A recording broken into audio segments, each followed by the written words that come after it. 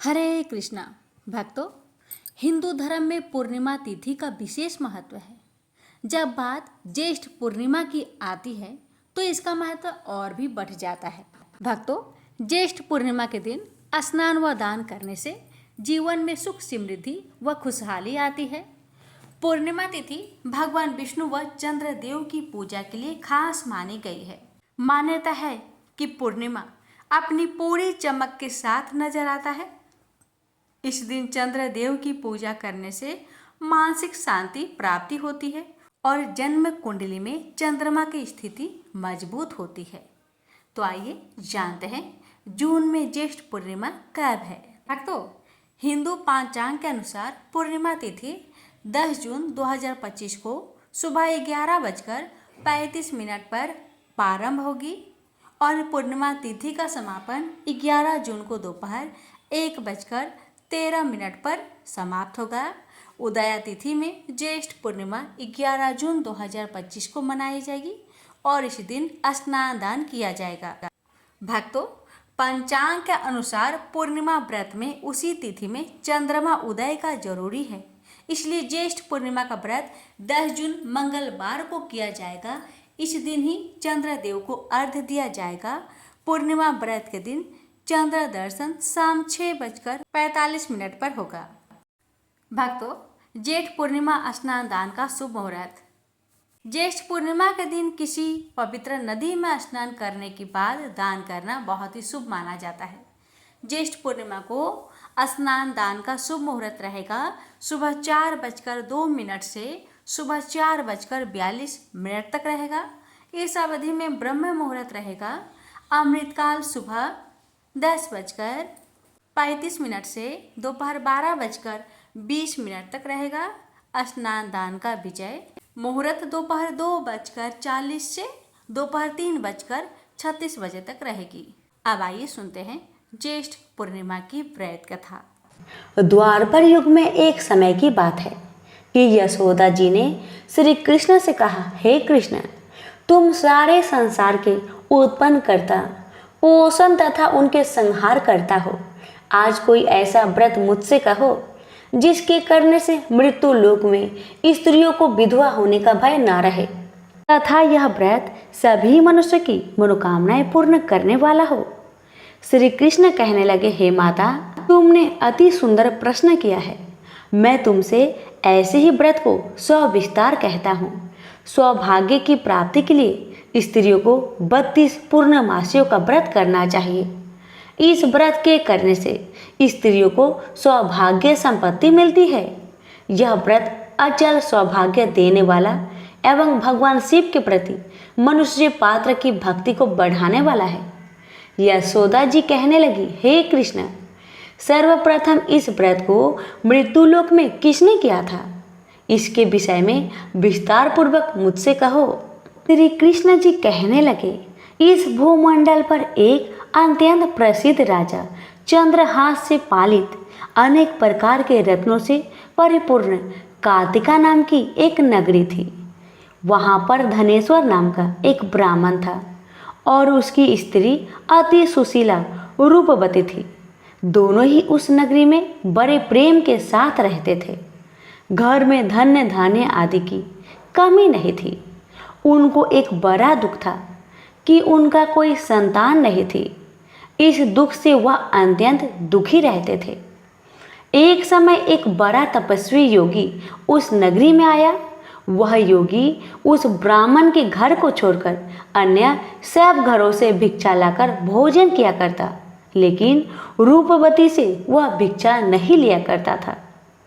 उस योगी ने एक दिन रूपवती से भिक्षा न लेकर किसी अन्य घर से भिक्षा लेकर गंगा किनारे जाकर भिक्षान्न को प्रेम पूर्वक खा रहा था कि धनेश्वर ने योगी का यह सब कार्य किसी प्रकार से देख लिया। अपनी भिक्षा के अनादर से दुखी होकर धनेश्वर योगी से बोला, महात्मन, आप सब घरों से भिक्षा लेते हैं, हमने देखा है, परंतु आप मेरे घर से भिक्षा कभी नहीं लेते। इसका क्या कारण है? योगी ने कहा, निसंतान के घर की भीख पतितों के अन्न के तुल्य होती है और जो पतितों का अन्न खाता है वह भी पतित हो जाता है। चूँकि तुम निसंतान हो, अतः पतित हो जाने के भय से मैं तुम्हारे घर से भिक्षा नहीं लेता हूँ। धनेश्वर यह बात सुनकर अपने मन में बहुत दुखी हुआ और हाथ जोड़कर योगी के पैर पर गिर पड़ा तथा अंतर्भाव से कहने लगा, हे महाराज, यदि ऐसा है तो आप मुझको पुत्र प्राप्ति का कुछ उपाय बतलाइए। आप सर्वज्ञ हैं, मुझ पर अवश्य ही यह कृपा कीजिए। धन की मेरे घर में कोई कमी नहीं, परंतु मैं पुत्र न होने के कारण बहुत दुखी रहता हूँ। आप मेरे इस दुख का हरण करें, आप सामर्थ्यवान हैं। यह सुनकर योगी कहने लगे, हे ब्राह्मण, तुम चंडी माता की आराधना करो। घर आकर उसने अपने स्त्री से सब वृत्तांत कहा और स्वयं तप के लिए निमित्त वन में चला गया। वन में जाकर उसने चंडी माता की उपासना की। चंडी माता ने 16वें दिन उसको सपने में दर्शन दिया और कहा, हे धनेश्वर, जा तेरा पुत्र होगा, परंतु वह 16 वर्ष की आयु में ही मृत्यु को प्राप्त हो जाएगा। यदि तुम दोनों स्त्री पुरुष 32 पूर्णमासियों का व्रत विधि पूर्वक करोगे तो वह दीर्घायु होगा। जितनी तुम्हारी सामर्थ्य हो, आटे के दिए बनाकर शिव जी का पूजन करना, परंतु पूर्णमासी को 32 जो जाने चाहिए। प्रातःकाल होने पर इस स्थान के समीप ही तुम्हें एक आम का वृक्ष दिखाई देगा। उस पर तुम चढ़कर एक फल तोड़कर शीघ्र अपने घर को चले जाना। अपनी स्त्री से सब वृत्तांत कहना। ऋतु स्नान के पश्चात वह स्वच्छ होकर श्री शंकर जी का ध्यान करके उस फल को खा लेगी। तब शंकर भगवान की कृपा से उसको गर्भ ठहर जाएगा। जब वह ब्राह्मण प्रातःकाल उठा तो उसने उस स्थान पर देखा कि एक आम का वृक्ष था, जिस पर एक अत्यंत सुंदर आम का फल लगा हुआ था। उस ब्राह्मण ने उस आम के वृक्ष पर चढ़कर उस फल को तोड़ने का बहुत कोशिश किया, परंतु वृक्ष पर कई बार प्रयत्न करने के बाद भी वह चढ़ नहीं पाया। तब तो उस ब्राह्मण को बहुत चिंता हुई और उसने विघ्न विनाशक श्री गणेश जी की वंदना करने लगा। हे दयानिधे, अपने भक्तों के विघ्नों का नाश करके उनके मंगल कार्य को करने वाले, दुष्टों का नाश करने वाले, रिद्धि सिद्धि को देने वाले, आप मुझ पर कृपा करके इतना बल दे कि मैं अपने मनोरथ को पूर्ण कर सकूं। इस प्रकार गणेश जी की प्रार्थना करने पर उनकी कृपा से धनेश्वर पेड़ पर चढ़ गया और उसने एक अति सुंदर आम का फल देखा। उसने विचार किया कि जो वरदान से फल मिला था वह यही है और कोई फल दिखाई भी तो नहीं देता।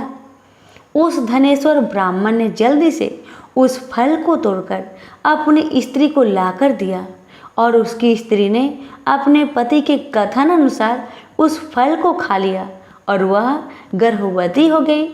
देवी जी की असीम कृपा से उसे एक अत्यंत सुंदर पुत्र उत्पन्न हुआ, जिसका नाम उन्होंने देवीदास रखा। माता पिता की हर्ष और शोक के साथ वह बालक शुक्ल पक्ष की चंद्रमा की भांति अपने पिता के घर में बढ़ने लगा।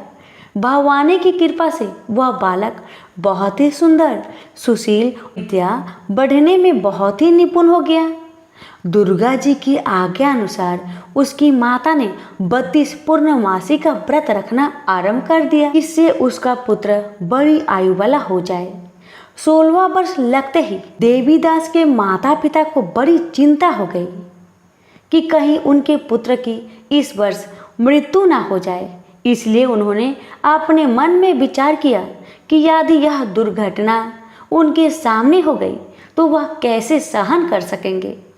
अस्तु उन्होंने देवीदास के मामा को बुलाया और कहा कि हमारी इच्छा है कि देवीदास 1 वर्ष तक काशी में जाकर विद्या चयन करे और उसको अकेला भी नहीं छोड़ना चाहिए, इसलिए साथ में तुम चले जाओ और 1 वर्ष के पश्चात इसको वापस लौटा लाना। सब प्रबंध करके उसके माता पिता ने काशी जाने के लिए देवीदास को एक घोड़े पर बैठाकर उसके मामा को उसके साथ कर दिया। किंतु यह बात उसके मामा या किसी और को नहीं कहा। धनेश्वर ने सपत्नीक अपने पुत्र की मंगल कामना तथा दीर्घ आयु के लिए भगवती दुर्गा की आराधना और पूर्णमासियों का व्रत करना आरंभ कर दिया। इस प्रकार बराबर 32 पूर्णमासी का व्रत पूरा किया। कुछ समय पश्चात एक दिन वह दोनों मामा और भांजा मार्ग में रात्रि बिताने के लिए किसी ग्राम में ठहरे हुए थे। उस दिन उस गांव में एक ब्राह्मण की अत्यंत सुंदरी, सुशीला, विदुषी और गुणवती कन्या का विवाह होने वाला था। जिस धर्मशाला के अंदर वर और उसकी बारात ठहरी हुई थी, उसी धर्मशाला में देवीदास और उसके मामा भी ठहरे हुए थे। संयोगवश कन्या को तेल आदि चढ़ाकर मंडप आदि का कृत्य किया गया तो लगन के समय वर को धनुर्वात हो गया। अस्तु वर के पिता ने अपने कुटुंबियों से परामर्श करके निश्चय किया कि यह देवीदास मेरे पुत्र जैसा ही सुंदर है, मैं इसके साथ ही लगन करा दूं और बाद में विवाह के अन्य कार्य मेरे लड़के के साथ हो जाएगी। ऐसा सोचकर देवीदास के मामा से जाकर बोला कि तुम थोड़ी देर के लिए अपने भांजे को हमें दे दो, जिससे विवाह के लग्न का सब कृत्य सुचारू रूप से हो सके। तब उसका मामा कहने लगा कि जो कुछ भी मधुर पर्क आदि कन्यादान के समय वर को मिले वह सब हमें दिया जाए, तो मेरा भांजा इस बारात का दूल्हा बन जाएगा। यह बात वर के पिता ने स्वीकार कर लेने पर उसने अपना भांजा वर बनने को भेज दिया और उसके साथ सब विवाह कार्य रात्रि में विधि पूर्वक संपन्न हो गया। पत्नी के साथ वह भोजन न कर सका और अपने मन में सोचने लगा कि ना जाने यह किसी स्त्री होगी। वह एकांत में इसी सोच में गहरा निश्वास छोड़ने लगा। तब उसकी आंखों में आंसू भी आ गए। तब वधू ने पूछा कि क्या बात है, आप इतने उदास व दुखी क्यों रह रहे हो।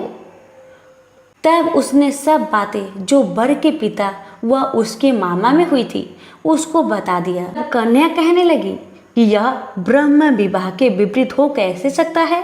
देव, ब्राह्मण और अग्नि के सामने मैंने आपको ही अपना पति बनाया है, इसलिए आप ही मेरे पति हैं। मैं आपकी ही पत्नी रहूंगी, किसी अन्य की कदापि नहीं।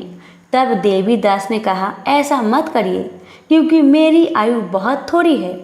मेरे पश्चात आपकी क्या गति होगी, इन बातों को अच्छी तरह विचार लो। परंतु वह ढीठ विचार वाली थी। बोली कि जो आपकी गति होगी वह मेरी गति होगी। हे स्वामी, आप उठिए और भोजन करिए, आप निश्चय ही भूखे होंगे। इसके बाद देवीदास और उसकी पत्नी दोनों ने भोजन किया तथा शेष रात्रि वो सोते रहे। प्रातःकाल देवीदास ने अपनी पत्नी को 3 नगों से जरी हुई एक अंगूठी दी, एक रुमाल दिया और बोला, हे प्रिय, इसे लो और संकेत समझकर स्थिरचित हो जाओ। मेरा मरण और जीवन जानने के लिए एक पुष्प वाटिका बना लो, उसमें सुगंधित वाली एक नवमल्लिका लगा लो। उसको प्रतिदिन जल से सींचा करो और आनंद के साथ खेलो कूदो तथा उत्सव मनाओ। जिस समय और जिस दिन मेरा प्रांत होगा ये फूल सूख जाएंगे और जब ये फिर हरे हो जाए तो जान लेना कि मैं जीवित हूँ। यह बात निश्चय करके समझ लेना, इसमें कोई संशय नहीं है। ये समझाकर वह चला गया। प्रातःकाल होते ही वहाँ पर गाजे बाजे बजने लगे। जिस समय वह विवाह के कार्य समाप्त करने के लिए वर तथा सब बाराती मंडप में आए तो कन्या ने वर को भली प्रकार से देखकर अपने पिता से कहा, यह मेरा पति नहीं है। मेरा पति वही है जिसके साथ रात्रि में मेरा पानी ग्रहण हुआ था। इसके साथ मेरा विवाह नहीं हुआ है। यदि यह वही है तो बताए कि मैंने इसको क्या दिया। मधुर पर्क और कन्यादान के समय जो मैंने भूषण आदि दिए थे उन्हें दिखाए तथा रात में मैंने क्या गुप्त बातें कही थी वह सब सुनाए। पिता ने उसके कथानुसार वर को बुलाया। कन्या की यह सब बातें सुनकर वह कहने लगा कि मैं कुछ नहीं जानता। इसके पश्चात लज्जित होकर वह अपना सा मुख लेकर चला गया और सारी बारात भी अपमानित होकर वहां से लौट गई। भगवान श्री कृष्ण बोले, हे माता, इस प्रकार देवीदास काशी विद्या अध्ययन के लिए चला गया। जब कुछ समय बीत गया तो काल से प्रेरित होकर एक सर्प रात्रि के समय उसको डसने के लिए वहां पर आया। उस विषधर के प्रभाव से उसके शयन का स्थान चारों ओर से विष की ज्वाला से विषैला हो गया, परंतु व्रत राजा के प्रभाव से उसको काटने ना पाया, क्योंकि पहले ही उसके माता ने 32 पूर्णिमा का व्रत रखा था। इसके बाद मध्या के समय स्वयं काल वहां पर आया और उसके शरीर से उसके प्राण को निकालने का कोशिश करने लगा, जिससे वह मूर्छित होकर पृथ्वी पर गिर पड़ा। भगवान की कृपा से उसी समय पार्वती जी के साथ श्री शंकर जी वहां पर आ गए। उसको मूर्छित दशा में देखकर पार्वती जी ने भगवान शंकर से प्रार्थना की कि हे महाराज, इस बालक की माता ने पहले 32 पूर्णिमा का व्रत किया था, जिसके प्रभाव से हे भगवान आप इसको प्राण दान दीजिए। भवानी के कहने पर भक्त वत्सल भगवान श्री शिव जी ने उसको प्राण दान दे दिया। इस व्रत के प्रभाव से काल को भी पीछे हटना पड़ा और देवीदास स्वस्थ होकर बैठ गया। उधर उसकी स्त्री उसके काल की प्रतीक्षा किया करती थी। जब उसने देखा कि उस पुष्प वाटिका में पत्र पुष्प कुछ भी नहीं रहे तो उसको अत्यंत आश्चर्य हुआ, और जब वह वैसे ही हरी भरी हो गई तो वह जान गई कि उसका पति जीवित हो गए हैं। यह देखकर वह बहुत प्रसन्न मन से अपने पिता से कहने लगी कि हे पिताजी, मेरा पति जीवित है, आप उनको ढूंढिए। जब 16वां वर्ष व्यतीत हो गया तो देवीदास भी अपने मामा के साथ काशी की ओर चल दिया। इधर उसे ससुर उसको ढूंढने के लिए अपने घर से जाने वाले ही थे कि वह दोनों मामा भांजा वहां पर आ गए। उसको आया देखकर उसका ससुर बड़ी प्रसन्नता के साथ अपने घर में ले आया। उस समय नगर के निवासी भी वहां इकट्ठा हो गए और सबने निश्चय किया कि अवश्य ही इसी बालक के साथ इस कन्या का विवाह हुआ था। उस बालक को जब कन्या ने देखा तो पहचान लिया और कहा, हाँ, ये वही हैं जो संकेत करके गया था। तदुपरांत सभी कहने लगे कि भला हुआ जो यह आ गया, और सब नगर वासियों ने आनंद मनाया। कुछ दिन बाद देवीदास अपनी पत्नी और मामा के साथ अपने ससुर के घर से बहुत सा उपहार लेकर अपने घर के लिए प्रस्थान किया। जब वह अपने गांव के निकट आ गया तो कई लोगों ने उसको देखकर उसके माता पिता को पहले ही जाकर खबर दे दी कि तुम्हारा पुत्र देवीदास अपनी पत्नी और मामा के सहित घर पधार रहा है। ऐसा समाचार सुनकर पहले तो उन्हें विश्वास ही नहीं हुआ, किंतु जब और लोगों ने भी आकर उनको यह बात का समर्थन किया तो उनका बड़ा आश्चर्य हुआ। लेकिन थोड़ी देर में देवीदास ने आकर अपने माता पिता के चरणों में अपना सिर रखकर प्रणाम किया और उसकी पत्नी ने अपने सास ससुर के चरण को स्पर्श किया तो माता पिता ने अपने पुत्र और पुत्र वधू को अपने हृदय से लगा लिया और दोनों की आंखों में प्रेम अश्रु बह चले। अपने पुत्र और पुत्र वधू के आने की खुशी में धनेश्वर ने बड़ा भारी उत्सव किया और ब्राह्मण को भी बहुत सी दान दक्षिणा देकर प्रसन्न किया। श्री कृष्ण जी कहने लगे, इस प्रकार धनेश्वर 32 पूर्णिमाओं के व्रत के प्रभाव से पुत्रवान हो गया। जो भी स्त्रियां इस व्रत को करती है वे जन्म जन्मांतर में वैधव का दुख नहीं भोगती और सदैव भाग्यशाली रहती है। यह मेरा वचन है, इसमें कोई संदेह नहीं मानना। यह व्रत पुत्र पौत्रों को देने वाला तथा संपूर्ण मनोकामनाओं को पूर्ण करने वाला है। 32 पूर्णिमाओं के व्रत करने से व्रती की सब इच्छाएं भगवान शिव जी की कृपा से पूर्ण हो जाती है। सभी प्रेम से बोलो, शिव शंकर भोलेनाथ की जय। हर हर महादेव, माता पार्वती की जय। श्री सत्यनारायण भगवान की व्रत कथा। एक समय की बात है, नैमिषारण्य तीर्थ में सौनकादि 88,000 ऋषियों ने श्री सूत जी से पूछा, हे प्रभु, इस कलयुग में वेद विद्या रहित मनुष्य को प्रभु भक्ति किस प्रकार मिल सकती है तथा उनका उद्धार कैसे होगा, हे मुनि श्रेष्ठ, कोई ऐसा तप बताइए जिससे थोड़े समय में ही पुण्य मिले और मनोवांछित फल भी मिल जाए। इस प्रकार की कथा सुनने की हम इच्छा रखते हैं। सर्व शास्त्रों के ज्ञाता सूत जी बोले, हे वैष्णवों, मैं पूज्य आप सभी ने प्राणियों के हित की बात पूछी है, इसलिए मैं एक श्रेष्ठ व्रत को आप लोगों को बतलाऊंगा, जिसे नारद जी ने लक्ष्मी नारायण जी से पूछा था और लक्ष्मीपति ने मुनि श्रेष्ठ नारद जी से कहा था। आप सब इसे ध्यान से सुनिए। एक समय की बात है, योगीराज नारद जी दूसरों के हित की इच्छा लिए अनेकों लोकों में घूमते हुए मृत्यु लोक में आ पहुंचे। यहाँ उन्होंने अनेक योनियों में जन्मे प्राय सभी मनुष्यों को अपने कर्मों द्वारा अनेकों दुख से पीड़ित देखा। उनका दुख देख नारद जी सोचने लगे कि कैसा यत्न किया जाए इसके करने से निश्चित रूप से मानव के दुखों का अंत हो जाए। इसी विचार पर मनन करते हुए वह विष्णु लोक में गए। वह देवों के इस भगवान नारायण की स्तुति करने लगे, जिनके हाथों में शंख, चक्र, गदा और पद्म थे, गले में वरमाला पहने हुए थे।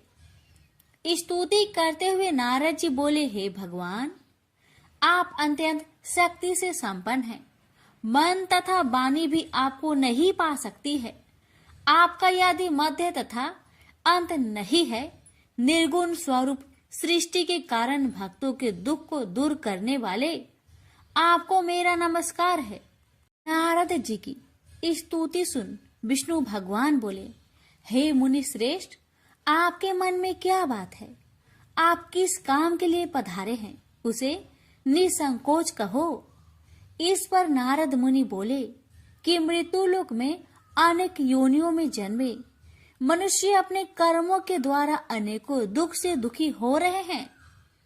हे नाथ, आप मुझ पर दया रखते हैं तो बताइए कि वो मनुष्य थोड़े प्रयास से ही अपने दुखों से कैसे छुटकारा पा सकते हैं। श्री हरि बोले, हे नारद, मनुष्य की भलाई के लिए तुमने बहुत ही अच्छी बात पूछी है, जिसके करने से मनुष्य मोह से छूट जाता है। वह बात मैं कहता हूँ, उसे सुनो। स्वर्ग लोक व मृत्यु लोक दोनों में एक दुर्लभ उत्तम व्रत है जो पुण्य देने वाला है। आज प्रेम वश होकर मैं उसे तुमसे कहता हूँ। श्री सत्यनारायण भगवान का यह व्रत अच्छी तरह विधान पूर्वक करके मनुष्य तुरंत ही यहाँ सुख भोग कर मरने पर मोक्ष पाता है। श्री हरि के वचन सुन नारद जी बोले कि उस व्रत का फल क्या है और उसका विधान क्या है। यह व्रत किसने किया था, इस व्रत को किस दिन करना चाहिए, सभी कुछ विस्तार से बताए। नारद की बात सुनकर श्री हरि बोले, दुख व शोक को दूर करने वाला यह व्रत सभी स्थानों पर विजय दिलाने वाला है। मानव को भक्ति व श्रद्धा के साथ शाम को श्री सत्यनारायण की पूजा धर्म में परायण होकर ब्राह्मणों व बंधुओं के साथ करनी चाहिए। भक्ति भाव से ही नैवेद्य केले का फल, घी, दूध और गेहूं का आटा सवाया ले। गेहूं के स्थान पर साठी का आटा, शक्कर तथा गुड़ लेकर वह सभी भक्षण योग्य पदार्थों को मिलाकर भगवान का भोग लगाए। ब्राह्मणों सहित बंधु बांधवों को भी भोजन कराए। उसके बाद स्वयं भोजन करे और भजन कीर्तन के साथ भगवान की भक्ति में लीन हो जाए। इस तरह से सत्यनारायण भगवान का यह व्रत करने पर मनुष्य की सारी इच्छाएं निश्चित रूप से ही पूरी होती है। इस कली काल अर्थात कलयुग में मृत्यु लोक में मोक्ष का यही एक सरल उपाय है। इति श्री सत्यनारायण व्रत कथा प्रथम अध्याय संपूर्ण। श्रीमन नारायण नारायण नारायण, भज मन नारायण नारायण नारायण। श्री सत्यनारायण भगवान की जय। सूत जी बोले, हे ऋषियों, जिसने पहले समय में इस व्रत को किया था उसका इतिहास कहता हूँ, ध्यान से सुनो। सुंदर काशीपुरी नगरी में एक अत्यंत निर्धन ब्राह्मण रहता था। भूख प्यास से परेशान हुआ धरती पर घूमता रहता था। ब्राह्मणों से प्रेम करने वाले भगवान ने एक दिन ब्राह्मण का भेष धारण कर उसके पास जाकर पूछा, हे ब्रीप, नित्य दुखी होकर तुम पृथ्वी पर क्यों घूमते हो? दीन ब्राह्मण बोला, मैं निर्धन ब्राह्मण हूँ, भिक्षा के लिए धरती पर घूमता हूँ। हे भगवान, यदि आप इसका कोई उपाय जानते हो तो बताइए। वृद्ध ब्राह्मण कहता है कि सत्यनारायण भगवान मनोवांछित फल देने वाले हैं, इसलिए तुम उनका पूजन करो। इसे करने से निश्चय सभी दुखों से मुक्त हो जाता है। वृद्ध ब्राह्मण बनकर आए सत्यनारायण भगवान उस निर्धन ब्राह्मण को व्रत का सारा विधान बताकर अंतर्ध्यान हो गए। मन ही मन सोचने लगा कि जिस व्रत को वृद्ध ब्राह्मण करने को कह गया है, मैं उसे जरूर करूंगा। यह निश्चय करने के बाद उसे रात में नींद नहीं आई। वह सवेरे उठकर सत्यनारायण भगवान के व्रत का निश्चय कर भिक्षा के लिए चला गया। उस दिन निर्धन ब्राह्मण को भिक्षा में बहुत धन मिला, जिससे उसने बंधु बांधवों के साथ मिलकर श्री सत्यनारायण भगवान का व्रत संपन्न किया। भगवान सत्यनारायण का व्रत संपन्न करने के बाद वह निर्धन ब्राह्मण सभी दुखों से छूट गया और अनेक प्रकार की संपत्तियों से युक्त हो गया। उसी समय से यह ब्राह्मण हर माह इस व्रत को करने लगा। इस तरह से सत्यनारायण भगवान के व्रत को जो भी मनुष्य करेगा, वह सभी प्रकार के पापों से छूटकर मोक्ष को प्राप्त होगा। जो मनुष्य इस व्रत को करेगा, वह भी सभी दुखों से मुक्त हो जाएगा। सूत जी बोले कि इस तरह से नारद जी से नारायण जी का कहा हुआ श्री सत्यनारायण व्रत को मैंने तुमसे कहा। हे ब्रीपो, मैं अब और क्या कहूँ? ऋषि बोले, हे मुनिवर, संसार में उस ब्रीप से सुनकर और किस किस ने इस व्रत को किया, हम सब इस बात को सुनना चाहते हैं। इसके लिए हमारे मन में श्रद्धा का भाव है। सूत जी बोले, हे मुनियों, जिसने इस व्रत को किया है वह सब सुनो। एक समय वही ब्रीप धन व ऐश्वर्य के अनुसार अपने बंधु बांधवों के साथ इस व्रत को करने को तैयार हुआ। उसी समय एक लकड़ी बेचने वाला बूढ़ा आदमी आया और लकड़ियां बाहर रखकर अंदर ब्राह्मण के घर में गया। प्यास से दुखी वह लकड़हारा उनको व्रत करते देख ब्रीप को नमस्कार कर पूछने लगा कि आप यह क्या कर रहे हैं तथा इसे करने से क्या फल मिलेगा, कृपया मुझे भी बताइए। ब्राह्मण ने कहा कि सब मनोकामनाओं को पूरा करने वाला यह सत्यनारायण भगवान का व्रत है। इनकी कृपा से ही मेरे घर में धन्य धान्य आदि की वृद्धि हुई है। ब्रीप से सत्यनारायण व्रत के कथा के बारे में जानकर लकड़हारा बहुत प्रसन्न हुआ। चरणामृत लेकर वह प्रसाद खाने के बाद वह अपने घर गया। लकड़हारे ने अपने मन में संकल्प किया कि आज लकड़ी बेचने से जो धन मिलेगा उसी से श्री सत्यनारायण भगवान का उत्तम व्रत करूंगा।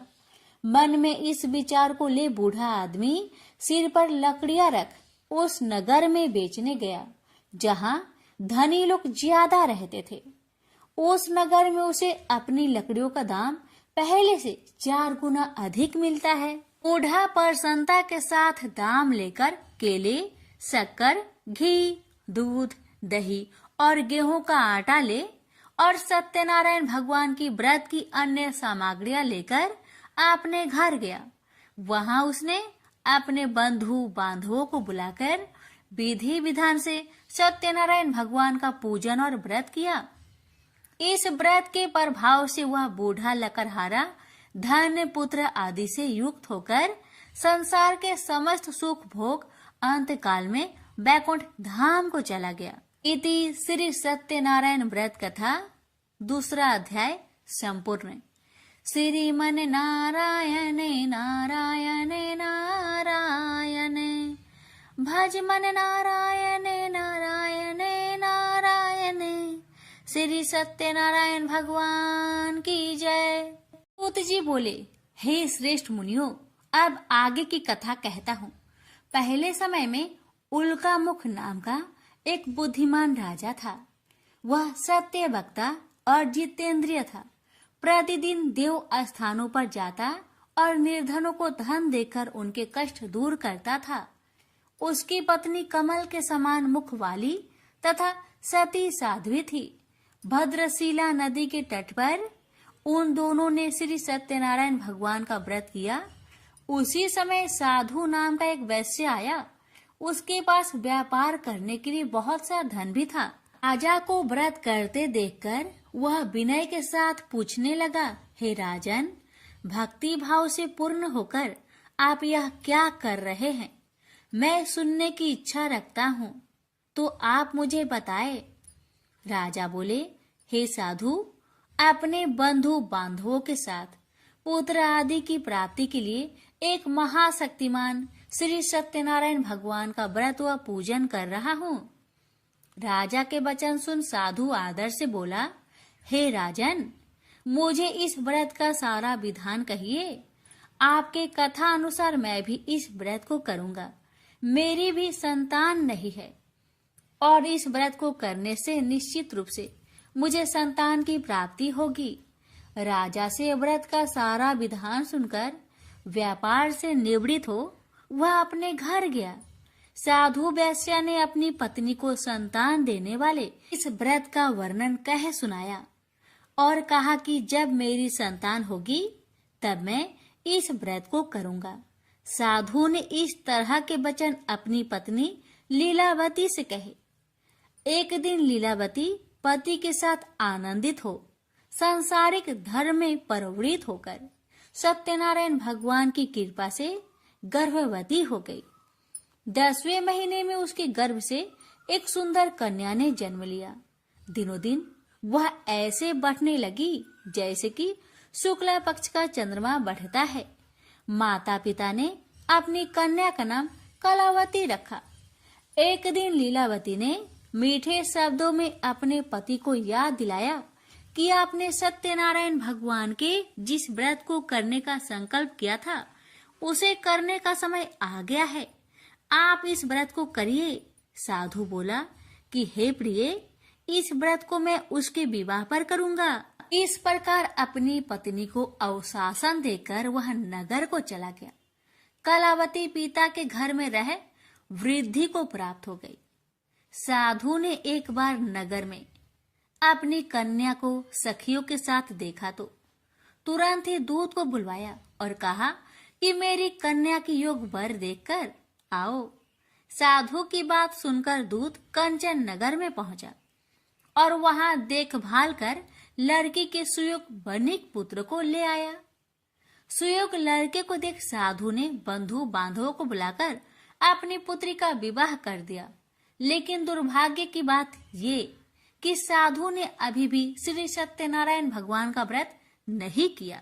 इस पर श्री भगवान क्रोधित हो गए और श्राप दिया कि साधु को अत्यधिक दुख मिले।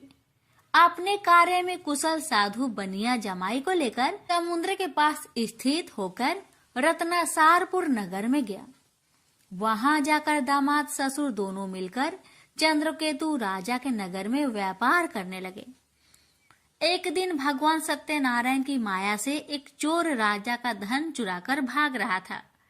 उसने राजा के सिपाहियों को अपना पीछा करते देख चुराया हुआ धन वहां रख दिया जहां साधु अपने जामाई के साथ ठहरा हुआ था। राजा के सिपाहियों ने साधु वैश्य के पास राजा का धन पड़ा देखा तो वह ससुर जामाई दोनों को बांधकर प्रसन्नता से राजा के पास ले गए और कहा कि उन दोनों चोरों को हम पकड़ लाए हैं, आप आगे की कार्रवाई की आज्ञा दे। राजा की आज्ञा से उन दोनों को कठिन कारावास में डाल दिया गया और उनका सारा धन भी उनसे छीन लिया गया। श्री सत्यनारायण भगवान के शराप से साधु की पत्नी भी बहुत दुखी हुई। घर में जो धन रखा था उसे चोर चुरा ले गए। शारीरिक तथा मानसिक पीड़ा व भूख प्यास से अति दुखी हो अन्न की चिंता में कालावती के ब्राह्मण के घर गई। वहां उसने श्री सत्यनारायण भगवान का व्रत होते देखा। फिर कथा भी सुनी। वह प्रसाद ग्रहण कर वह रात को घर वापस आई। माता ने कलावती से पूछा कि हे पुत्री, अब तक तुम कहाँ थी? तेरे मन में क्या है? कलावती ने अपने माता से कहा, हे माता, मैंने एक ब्राह्मण के घर में श्री सत्यनारायण भगवान का व्रत देखा है। कन्या के वचन सुन लीलावती भगवान की पूजन की तैयारी करने लगी। लीलावती ने परिवार व बंधुओं सहित सत्यनारायण भगवान का पूजन किया और उनसे वर मांगा कि मेरे पति तथा जमाई शीघ्र घर आ जाए। साथ ही यह भी प्रार्थना की कि हम सबका अपराध क्षमा करे। श्री सत्यनारायण भगवान इस व्रत से संतुष्ट हो गए और राजा चंद्रकेतु को सपने में दर्शन दे कहा कि हे राजन, तुम उन दोनों वेश्या को छोड़ दो और तुमने उनका जो धन लिया है उसे वापस कर दो।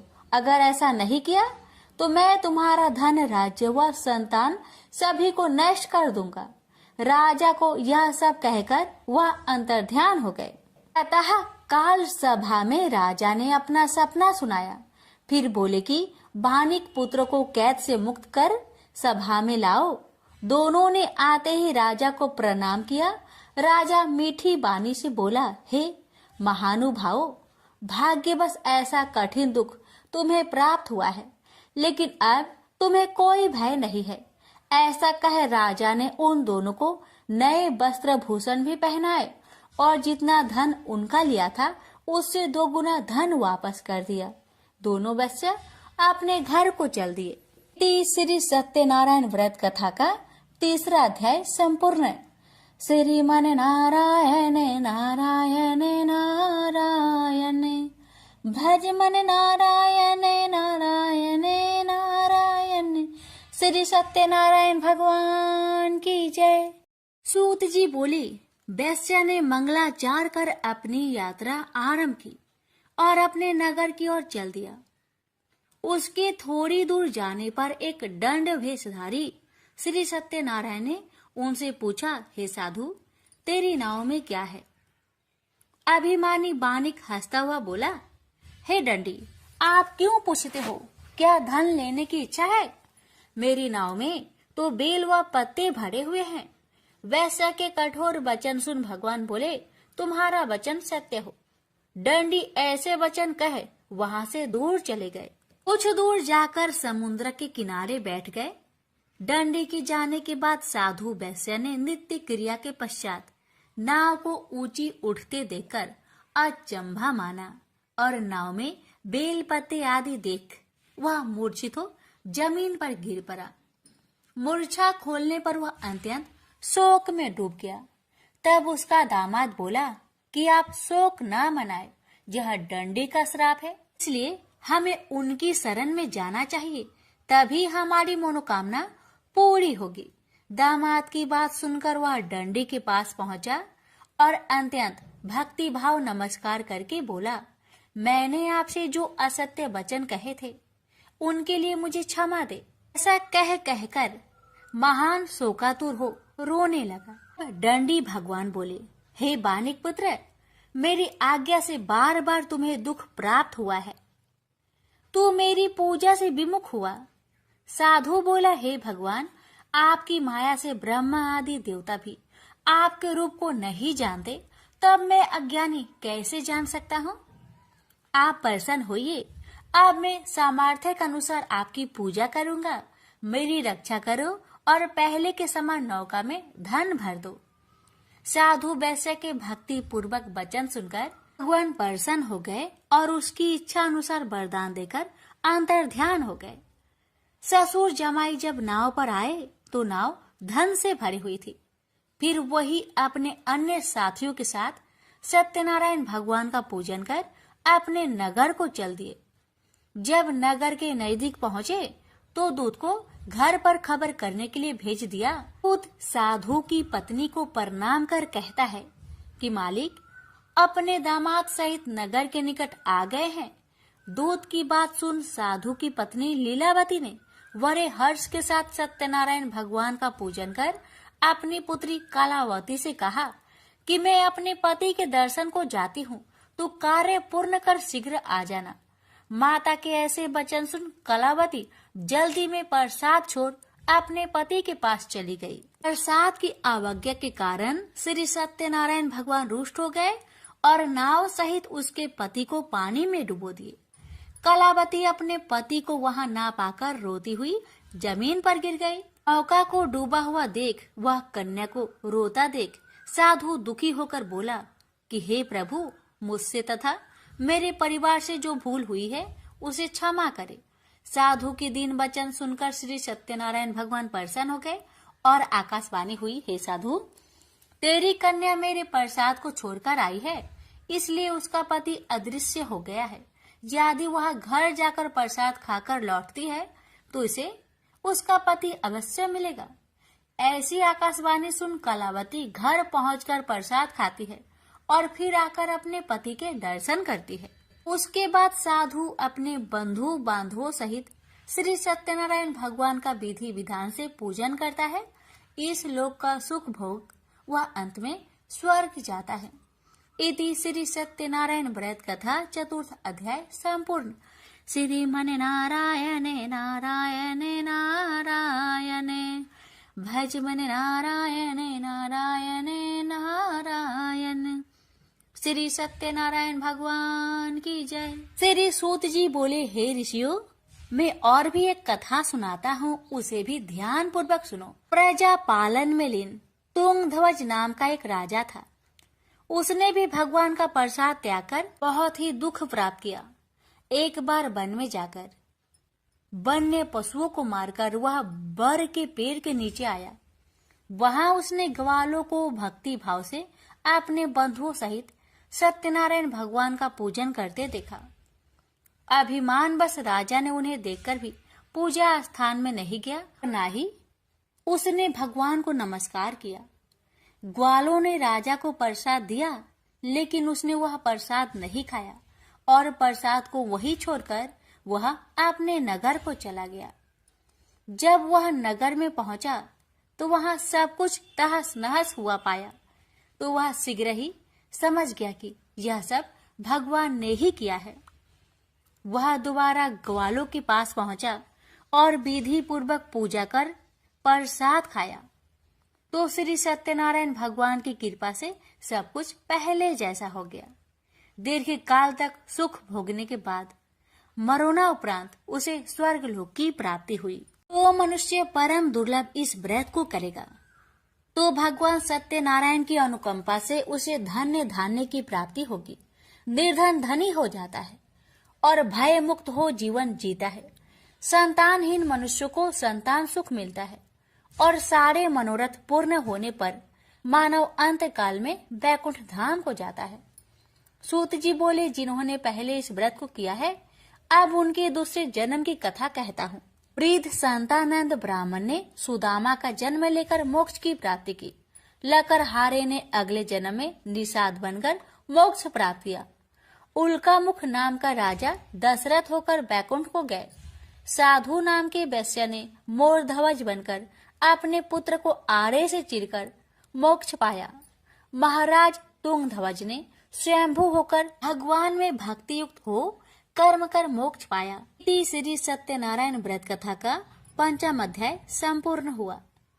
श्रीमन नारायण नारायण नारायण भज मन नारायण नारायण नारायण। श्री सत्यनारायण भगवान की जय।